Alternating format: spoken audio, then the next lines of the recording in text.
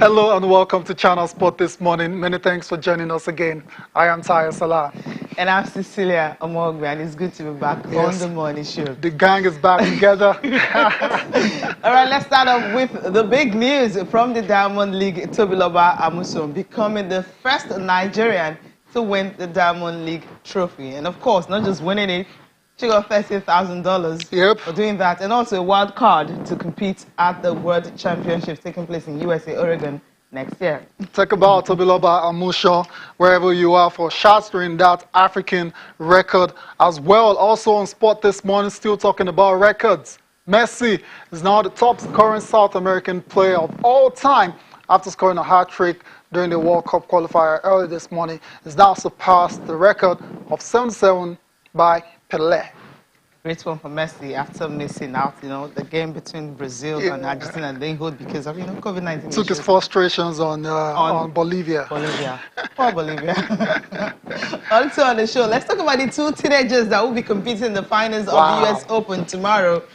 Leila Fernandez and also Emma Raducanu. These ladies, 19 and 18, will be competing at the US Open final. And of course, they'll be coming the eighth. It will be the 8th time in the Grand Slam era that you'll be having teenagers competing. The last time we had this was Serena Williams and Martina Hingis, and that time that was in 1999, also at the US Open. Fantastic! Congratulations to these two fearless and amazing tennis players. Cecilia, I've got a big smile on my face because I was rooting for the youth movement all through this competition. Okay, not all through, but from the third round when we started to see their potential, I started to root for them. And I'm very glad this morning that they've made it all the way into the championship decider on Saturday. Let's start off, first of all, with Fernandez Leila, the Canadian 19-year-old. A brilliant performance from her. She's always said that there's no limit to what she can actually achieve. No limit to her potential. Every game she's won, she's starting all over again the next game, thinking as if she's never done anything. Now, when she started with beating the top seeds and everything, we're like, okay, how far can she go? So for you to be able to beat the top seeds, Naomi Osaka was one of them, Angelique Kerber one of them. Being able to do that and also making it to the finals shows how good she is. The shocker she had early hours of this morning, Arina Sabalenka, 7th seed, right? Number 2 seed. Number 2 seed. Yeah. 2 hours, 20 minutes she spent on court. But then she just celebrated her birthday, her 19th birthday on Monday. So she was literally 18, before now. So you're looking at what she did and what she achieved. It's something really remarkable. And earlier this year, remember how she won her WTA title in March? That was the first time she was able to win that. And before now, she has never been past the 3rd round on any Grand Slam she's competed in, and it's her 3rd Grand Slam. Okay, we have to leave tennis now because we're not doing it. Unfortunately, we have to leave it higher. So Saturday we'll obviously have a new winner who has never won a Grand Slam before. So that's what we're anticipating and waiting for.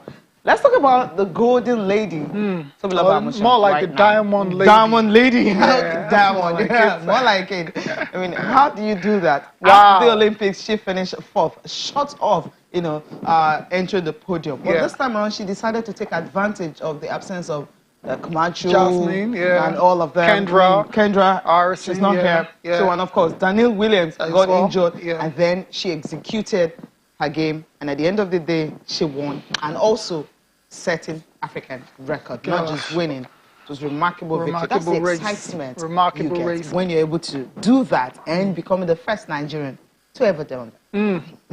Remarkable, fantastic execution by Tobi Amusan in that final of the Diamond League in Zurich, where she absolutely blissed the track and the field. And even though she didn't start well, but she recovered nicely around 40 to 50 meters, and there was no stopping her on her way to becoming the first Nigerian to win a Diamond League trophy.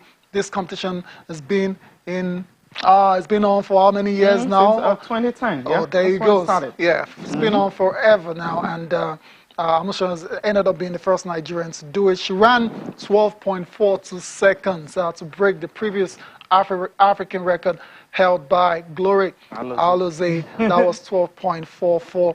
And you can see the delight on her face after the race. She couldn't believe it. It was good to see all of the other girls coming to congratulate her as well. To Cecilia, you said She came close at the Olympics. She didn't start well in that race again, and all of the top guns were there. Jasmine, Kendra, and Danielle.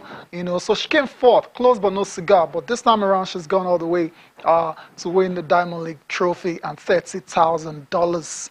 Fantastic way to end the season. A good way to end the season. She's got one more. I think she's going to be racing in Zagreb. After that, she's going to. Well, this is rest, it for her. But then this is it. That's just to what's she gonna do exactly? No, she just wants. Come on, Tayo.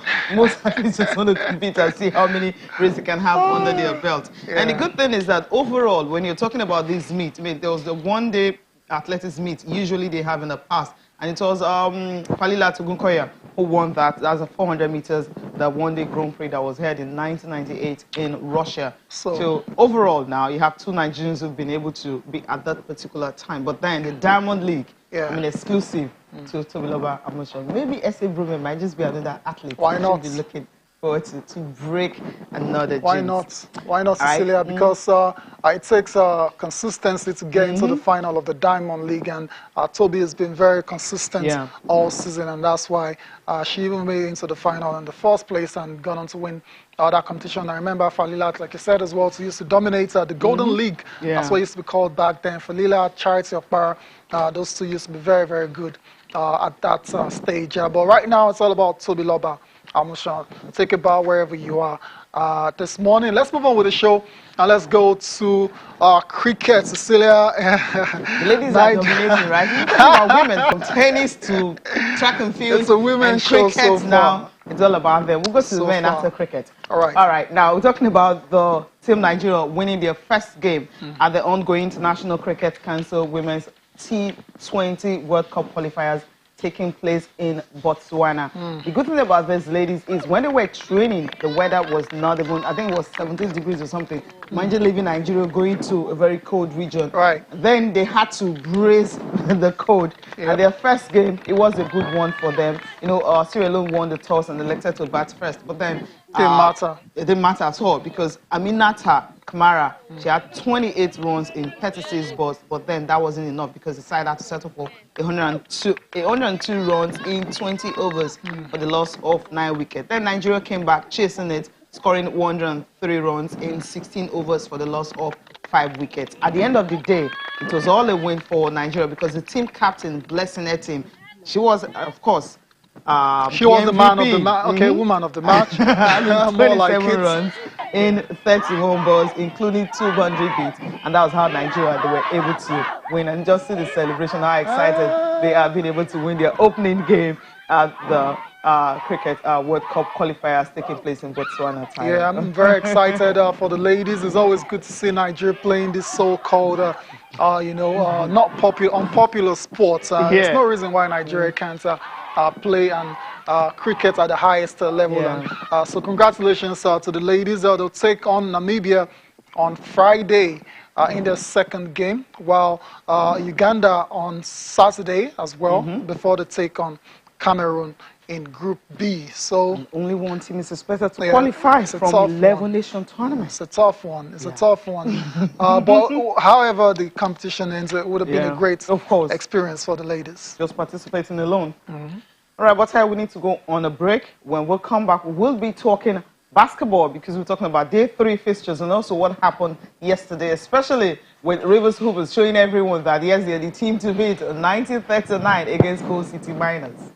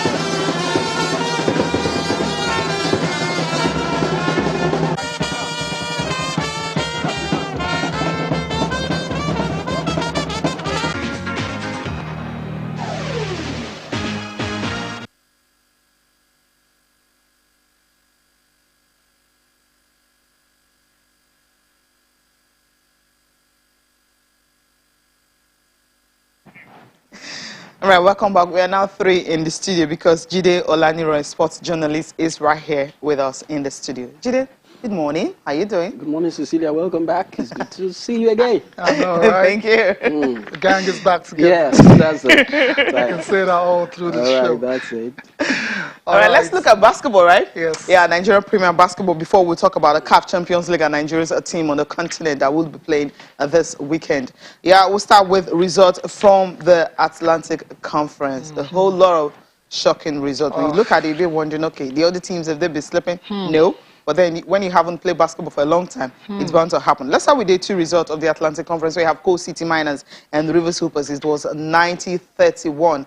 That was how dominant they are. Ekiti Invaders and Kamak, it was 60-71, a bit close. And the game between Police Baton and Undo Raiders, it was 59-39. And of course, Coral Falcons and Lagos Raptors, 65-55. That's for the Atlantic Conference. And you move over to the Savannah Conference, where you have Boko City Chiefs, 65-78 against Defenders. And of course, the one between Kano Pillars and Benue Braves is 89-42. Wow. Reformers and Nigeria Customs 50-61, and Nigeria Army and Gombe Bulls 50-84.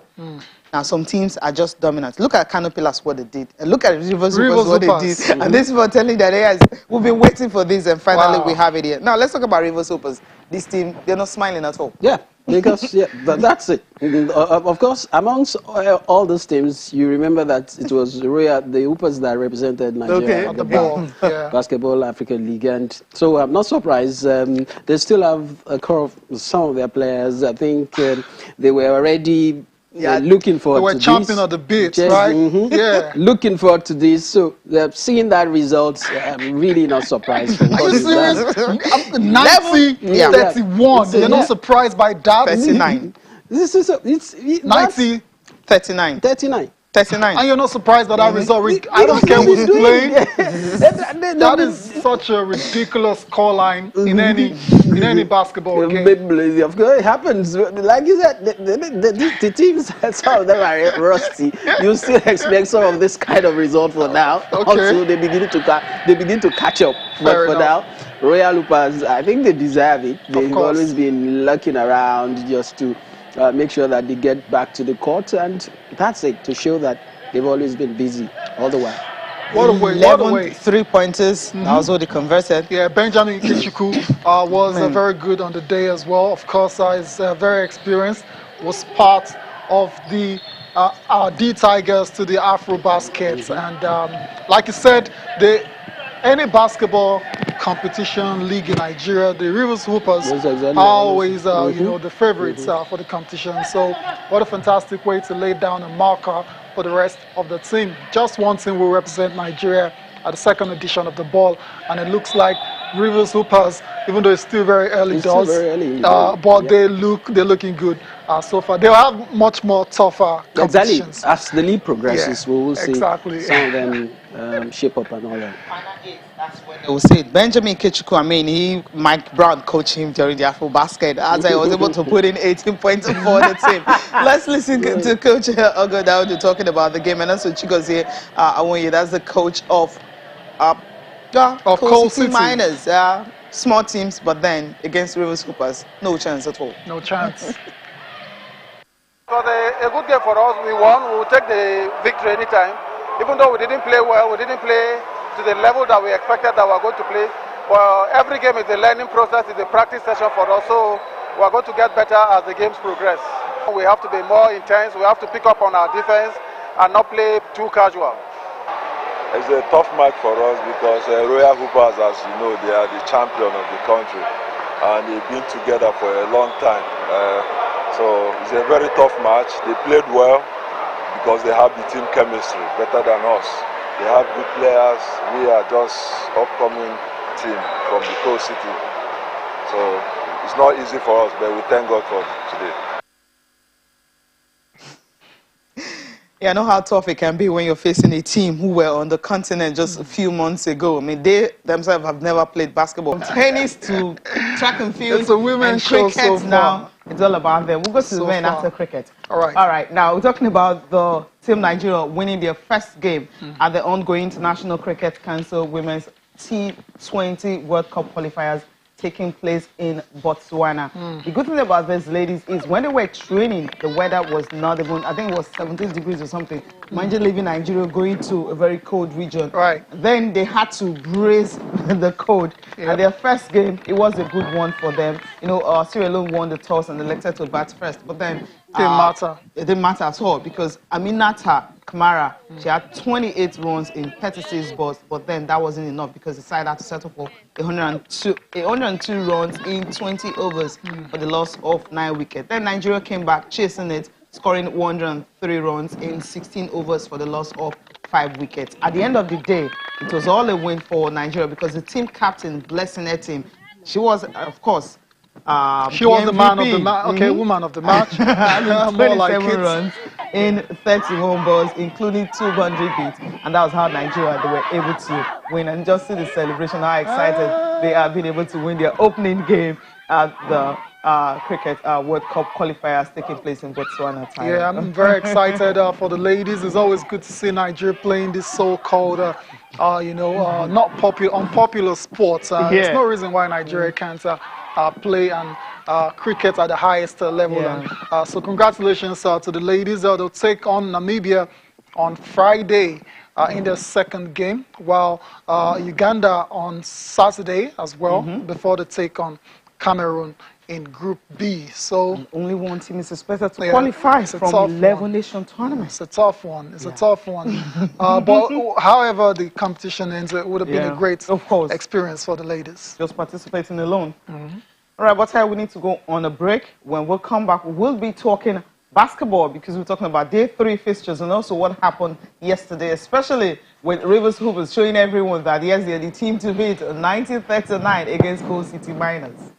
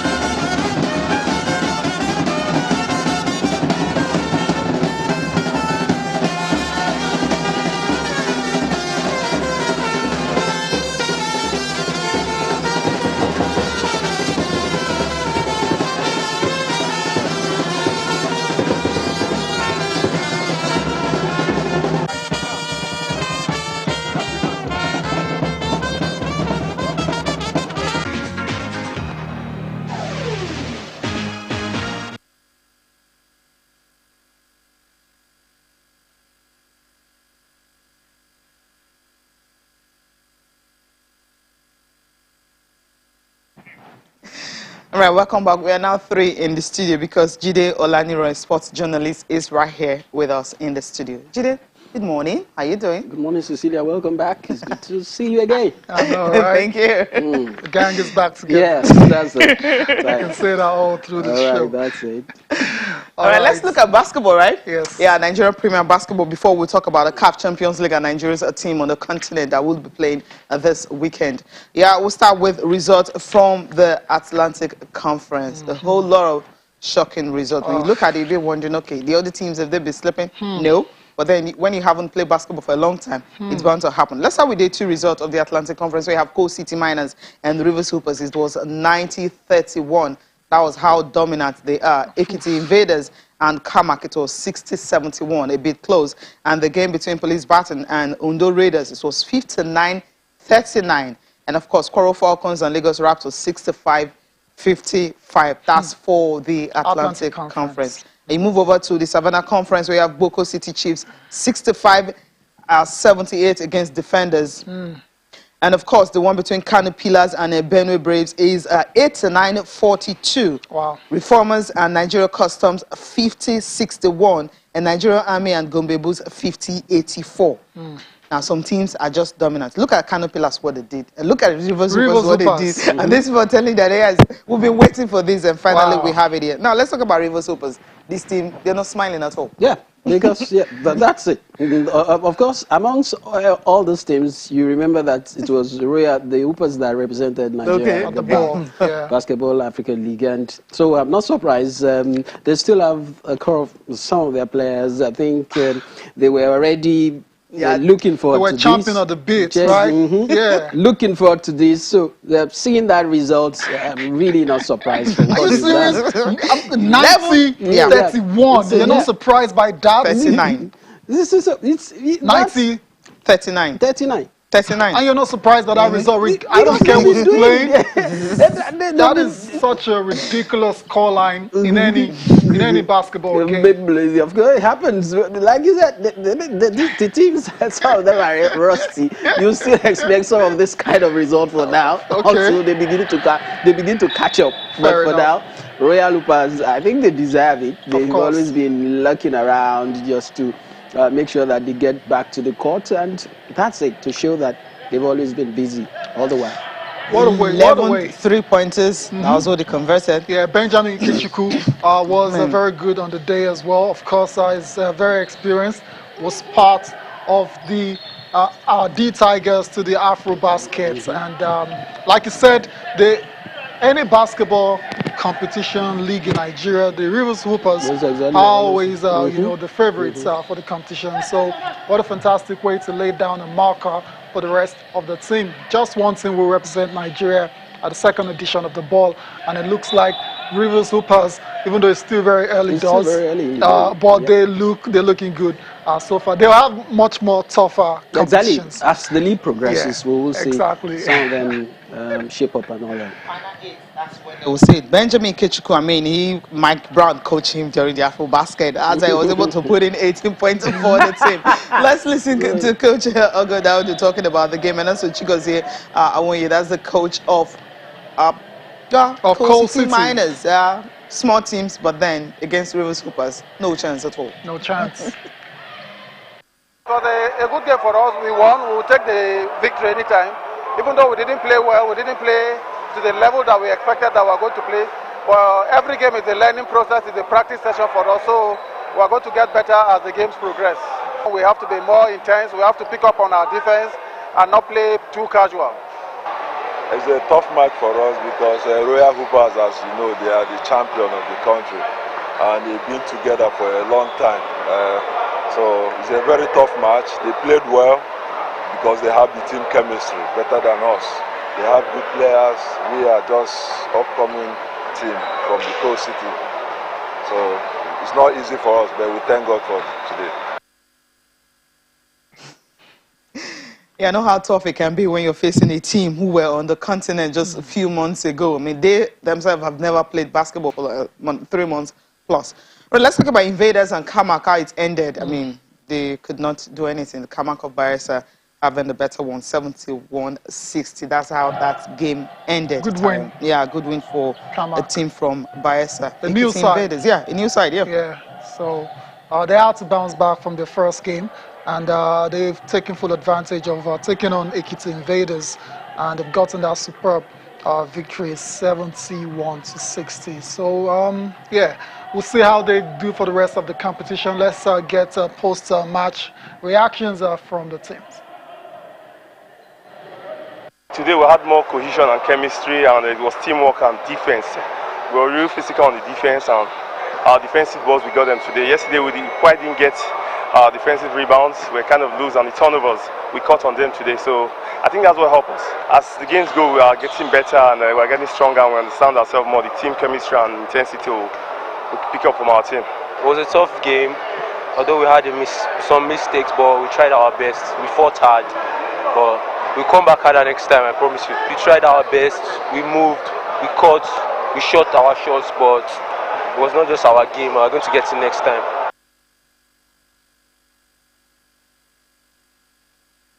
Yes, players are from the Ekiti Invaders and Kamak after their day-2 fixture at the NBBF Premier Men's Basketball League. Still talking about this league, and like Julia said, these guys haven't played a lot of basketball in recent years, so it's a bit understandable.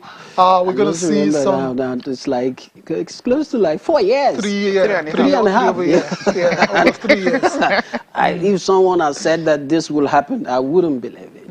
But it's happened. It's happened. Hopefully it doesn't happen again. Yeah, hopefully. Yeah. Hopefully, we hope it won't happen again. Shouldn't happen again, as a matter of fact. Let's take a listen now to a supervisor for the Atlantic Conference, rating the competition so far in our career. Bet has been interesting, and we have noticed that most of the players have been fatigued because of long layoff from playing. But at the end of the day, we have discovered that we have so much talent in Nigeria, and we need to do more of this. The teams that we have expected to do well are doing well. Royal Hoopers, Kwara Falcons, they have done very well. The surprise teams now are Ondo Raiders and for Invaders. These are the teams that came up last year to the Premier League, and they're doing very well, surprisingly. But again, it's basketball. You cannot really count anybody out until the end of the tournament. As the supervisor for the Atlantic Conference for the NBBF Men's Premier Basketball League, reflecting on the competition so far. Day 3 fixtures, like I said, action continues today. We have all of the fixtures for you, starting with the Invaders taking on Lagos Islanders. There's also Rivers Hoopers taking on Police Baton. Kwara Falcons versus Kamak, and Ondo Raiders will take on Lagos Raptors.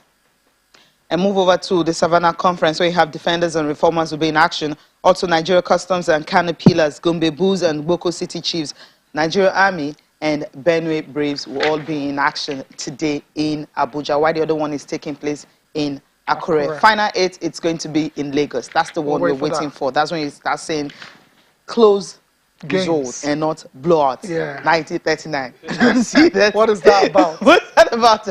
Well, because when you're active, that's the difference. When you're active and you're not active, it shows. So the golfing class will always be there.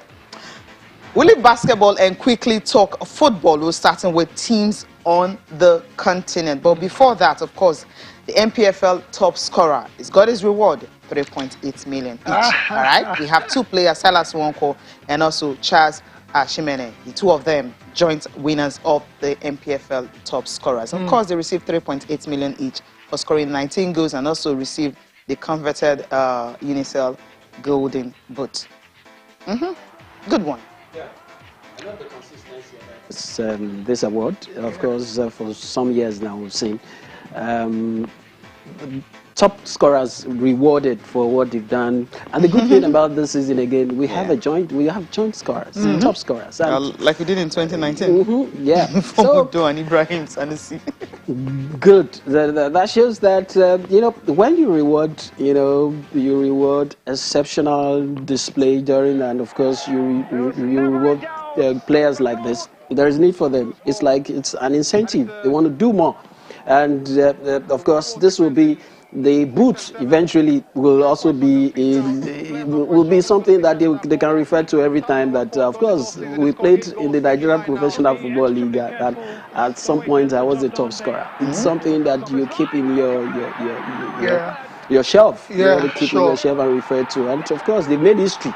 Anytime the story of the Nigerian Professional League is being told, we always refer to these two guys. Yeah. So unlike the league itself, which was Aqua United won, before the final match day, this race for the Golden Boots went down to the wire. Yes. Because they were tied on 18 going into the final match day, and they both got goals. And at the end of it all, they couldn't separate them. There were talks then about one person scoring fewer penalties and all of those things. And eventually, they had to use discretion to make sure that can't we just reward? Exactly. That's not Give the it to first them. time. It's 19 goals, 19 goals. So there's no point looking for yellow cards and It's penalties. enough to go around. Exactly. It's enough to go around. So if you have three, why not give it to them? It's your luck. So just like it happened in 2019. So let's. Yeah. So for the Aqua United lad, I mean, it's almost like he was flying under the radar. I mean, for Aqua United, all of the big players they have ended up being Charles, scoring all of those goals to lead them to the very first NPFL title. We've seen pictures that come from some of his goals, well-taken strikes, a lot of pure strikers finisher from this guy. He's got a hat-trick as well too in one of the, both got a hat-trick as a matter of fact. So it was a very tight competition. At the end of it all, both of them deserve this Golden Boot award and the money that comes with it. We just hope that, because let's see if you can continue from where you stopped as they go on the continent. Exactly, which is where we're going next. Cecilia. See what Aqua United will be able to do. But then we'll not be talking about Aqua United alone on the continent. We'll be joined by Promise Etim from Uyo to tell us how ready the team are. They would be playing at home, which is a good one. Promise, good morning.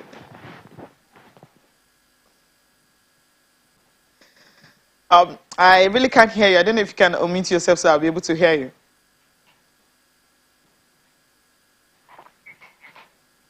Okay. Promise, can you check your audio, please? Good morning. I think you can hear me now. Yes. Fantastic. I can hear you. Good morning. How is Aqua United this morning preparing for that game against Belo Zidad of Algeria? That's their opening game in the CAF Champions League.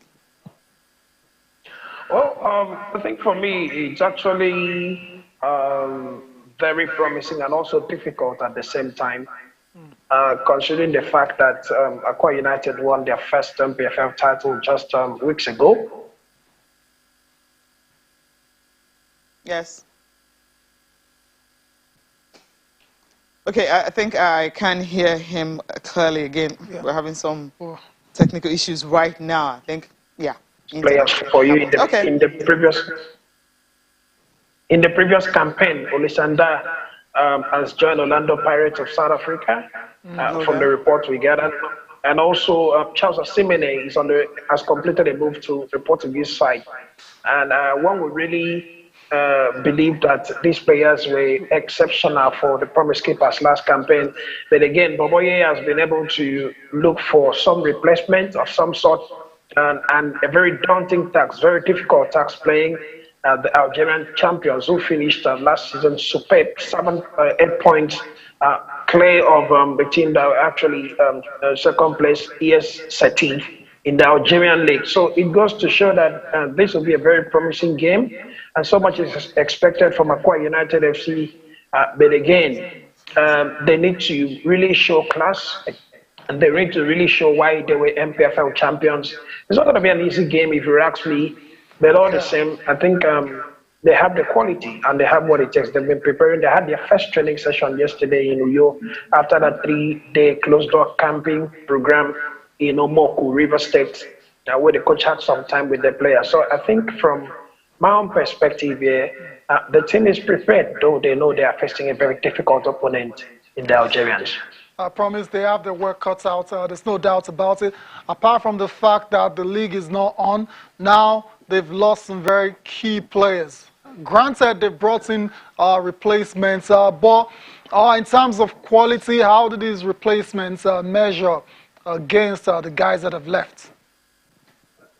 Well, I think significantly, if you ask me, one player has returned that will add value to that team. Dennis here.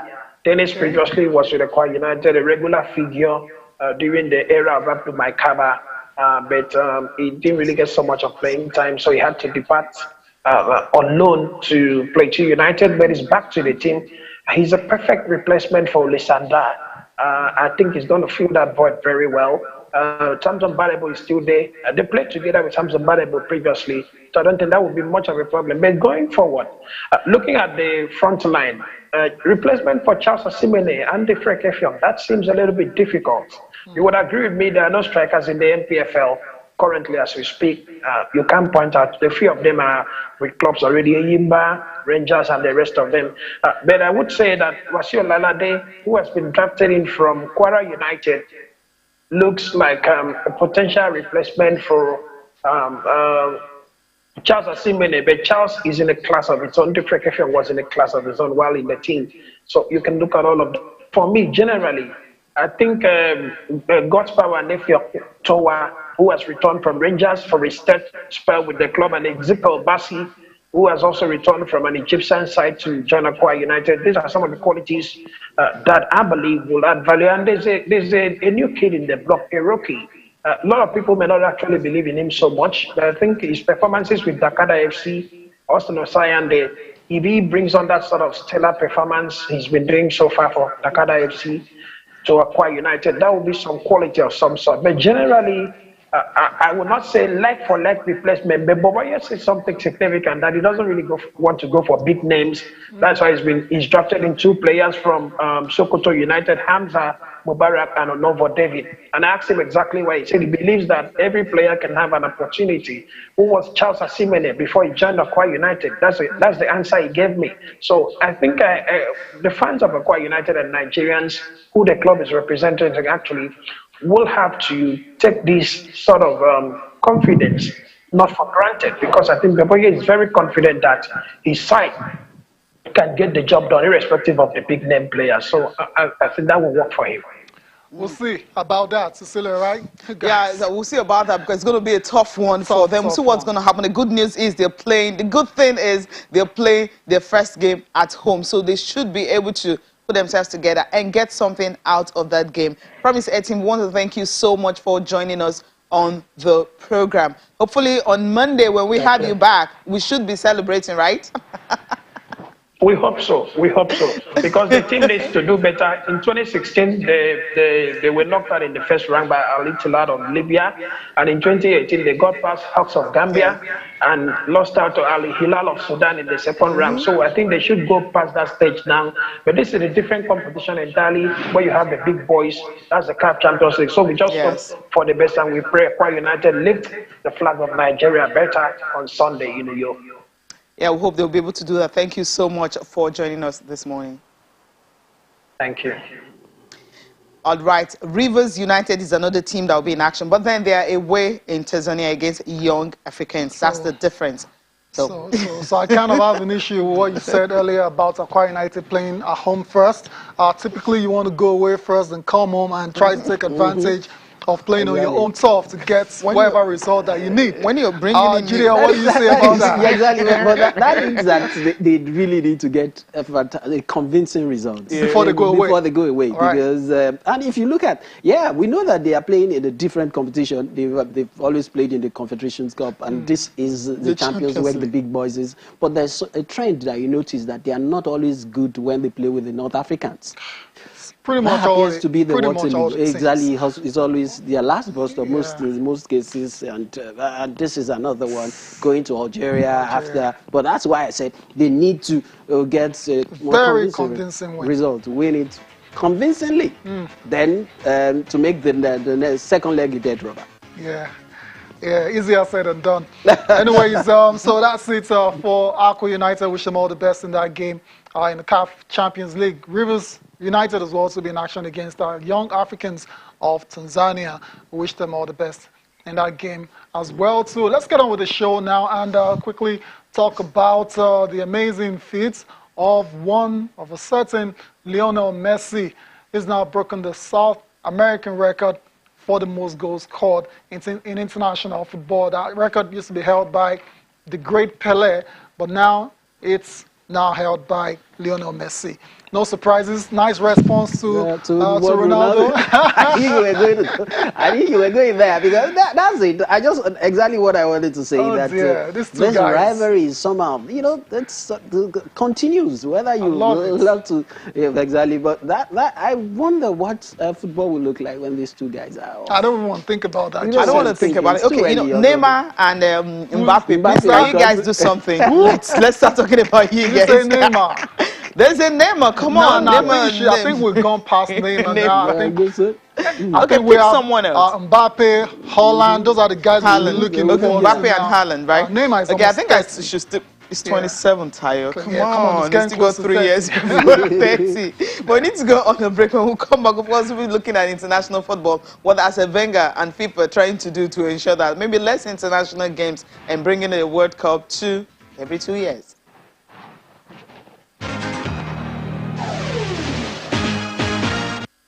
All right, let's talk about international football now. Arsene Wenger says that, look, it's the response you're getting for 2-year World Cup is very positive. So we're going to listen to him now, and also Peter Schmeichel talking about this, and then I'll get Jide to react to it because it's like it's going to happen, but the discussion is still on, negotiation is still on, but UEFA is kicking against it, and La Liga president also, he doesn't want that to happen.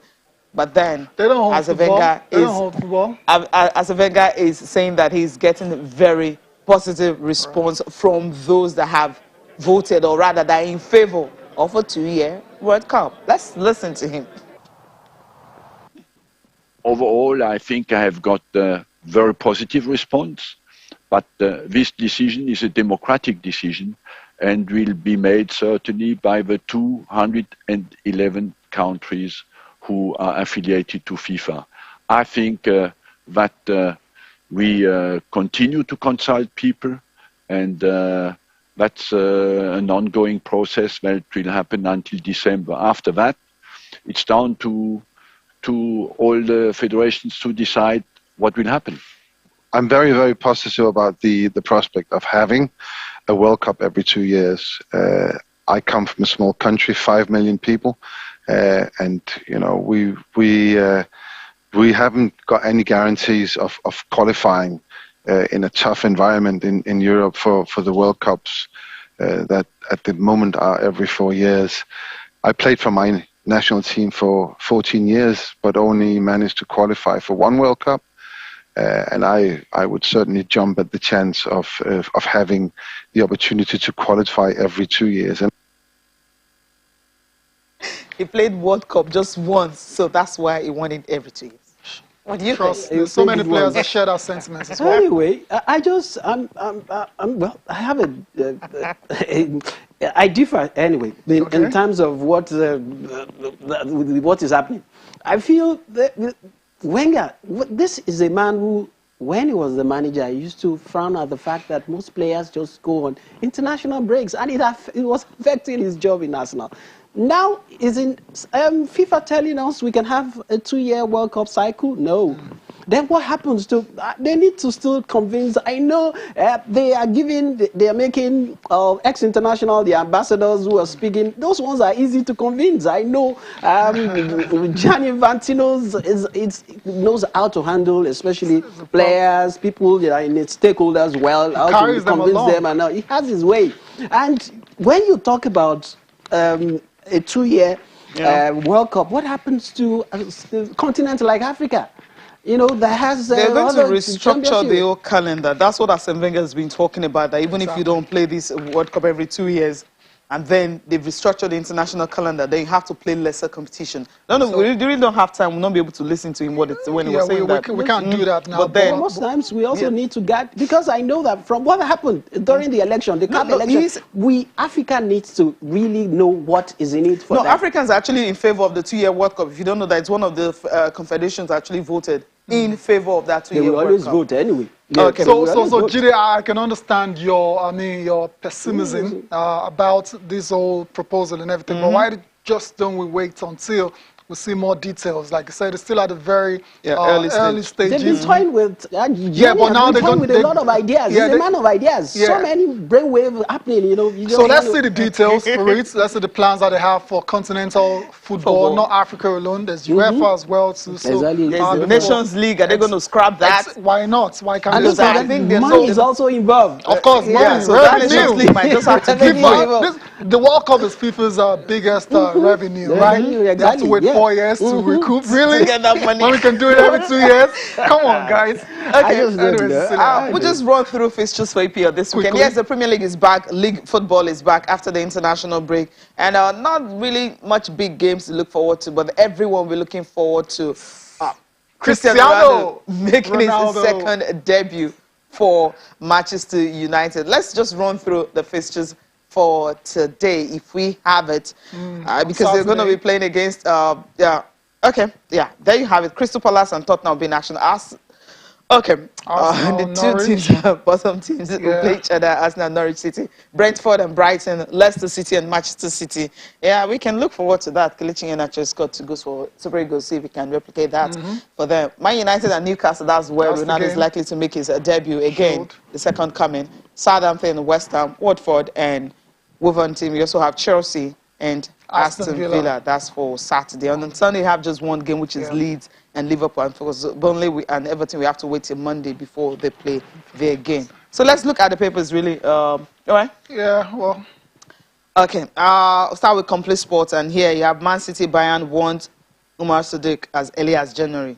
Interesting. That'll be good. That'll be good for him. Of course, we waited and for this kind of move with what he achieved last season. So I would think it should be, let's see if it will materialize. But all these are still speculation. Of course. Okay, and he will be embraces competition at Everton. This is what he wants. And Murphy targets second League One goal of the season. He didn't really get a chance to play in those 2 games. Yeah, a few minutes as usual.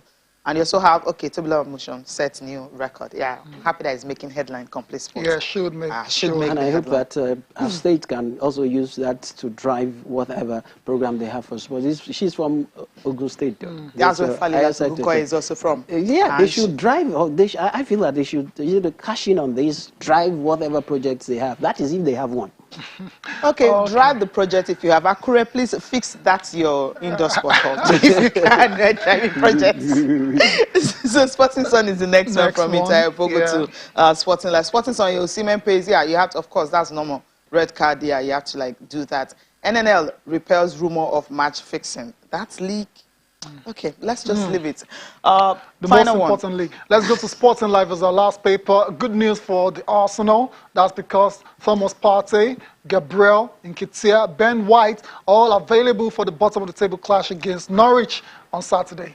That's what it is. One other thing I'm looking forward to in the Premiership is Liverpool, Leeds. I know there are some Brazilians. We want to see whether they will play or not, right? No, they will not be playing. I think so. We'll see. Let's see how it goes. All right, we have to leave the studio now, yes? All right. Thank you so much for watching.